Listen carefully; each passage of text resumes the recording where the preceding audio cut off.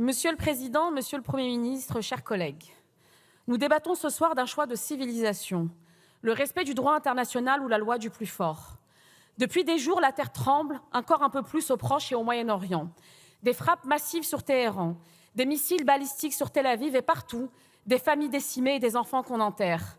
Et pendant que les bombes tombent, l'effacement des voix françaises et européennes sur Gaza tue.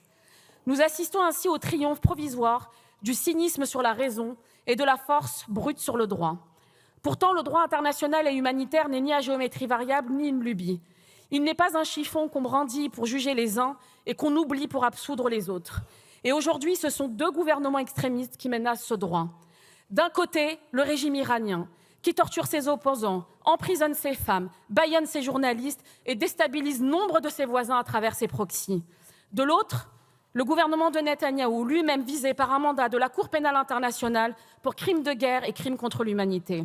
Leurs principales victimes, ce sont les civils, toujours les civils.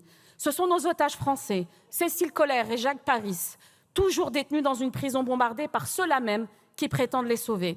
Ce sont les otages israéliens depuis le 7 octobre. Ce sont les familles de Gaza. Plus de 56 000 personnes y sont mortes. Des hommes, des femmes, des enfants effacés sous les gravats et engloutis dans l'oubli. C'est la marque indélébile de notre lâcheté collective face à ce génocide documenté en direct.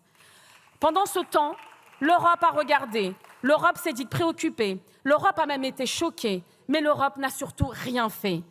Que vaut donc notre indignation si elle n'est qu'une parole sans acte ? Les États-Unis, eux, profitent de notre inaction en alimentant le brasier et les illusions de victoire militaire. Or, chacun sait qu'aucune paix durable n'est jamais née sous les bombes américaines, car bombarder un peuple ne l'a jamais libéré. Ni au Vietnam dans les années 60, ni en Irak en 2003, ni en Libye en 2011, et encore moins en Iran, en Israël ou à Gaza demain. L'injustice demeurera toujours le terreau fertile de la violence, et honte à celles et ceux qui, aveuglés par l'arrogance et l'oubli, veulent répéter le fiasco irakien qui coûta la vie à 1 million de civils. La France doit reprendre sa place, celle d'une puissance indépendante, exigeante et garante du respect du droit international. Elle doit rappeler que nul chef d'État, fût-il notre partenaire stratégique, ne peut se croire à l'abri de la justice internationale. Le droit international ne se plie ni à la peur, ni à l'opportunisme politique. Nous croyons que la justice est plus forte que la vengeance et que la paix sera toujours plus puissante que la guerre. Oui, la France doit incarner un principe. La force n'est légitime que quand elle protège le droit, jamais quand elle le piétine. Car qui défendra le droit quand plus personne n'y croira ? Qui apaisera le désir de vengeance des peuples martyrisés ? Alors, à tous ceux ici qui, ces derniers jours, ont justifié les frappes israéliennes sur l'Iran et applaudi les bombes américaines au nom d'une prétendue légitime défense préventive, je rappelle que bombarder un autre État souverain, sans mandat de l'ONU, ni risque d'attaque imminente, ce n'est pas de la légitime défense, c'est une violation du droit. Car derrière ces frappes, il n'y a que le calcul glacial d'un pouvoir aux abois cyniques et désespérés. Et gare à ceux qui veulent en faire un précédent, ouvrant la porte à un monde plus dangereux, où chacun désormais pourra se proclamer juge et bourreau de son voisin. Benjamin Netanyahou ne bombarde pas pour protéger son peuple. Il bombarde pour détourner les regards, pour faire diversion, pour faire oublier Gaza. Gaza, ce nom que certains voudraient effacer au profit d'une Riviera. Gaza, où l'on meurt enseveli dans les décombres, où l'on survit dans la faim, dans la peur et dans l'abandon. Frapper à l'est pour masquer la terreur à l'ouest. Frapper l'Iran pour effacer Gaza. Voilà la fuite en avant du gouvernement israélien, une fuite vers plus de guerre, une fuite vers plus de haine, une fuite vers l'oubli, ce crime lent qui finit toujours par achever ce que les bombes ont laissé debout.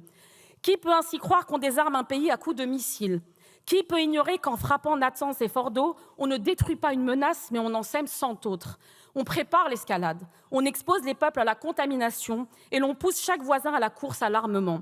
Et pendant qu'on détourne l'attention à Gaza, ce sont les civils affamés qui deviennent des cibles fauchées par balles parce qu'ils tendent la main pour un sac de farine. 44 d'entre eux ont été tués encore hier, dans l'enclave où la guerre a militarisé jusqu'à la fin, transformant l'aide humanitaire en guet-apens mortel. Notre responsabilité est d'éviter ce monde-là. Notre devoir est de protéger les innocents, de soutenir ceux qui luttent pour leur liberté et de rappeler à tous, opprimés comme oppresseurs, que la justice triomphera toujours. Que nul ici ne l'oublie, la France, même seule parfois, doit rester fidèle à cette boussole, défendre les femmes, défendre la vie, défendre la liberté et surtout défendre la paix.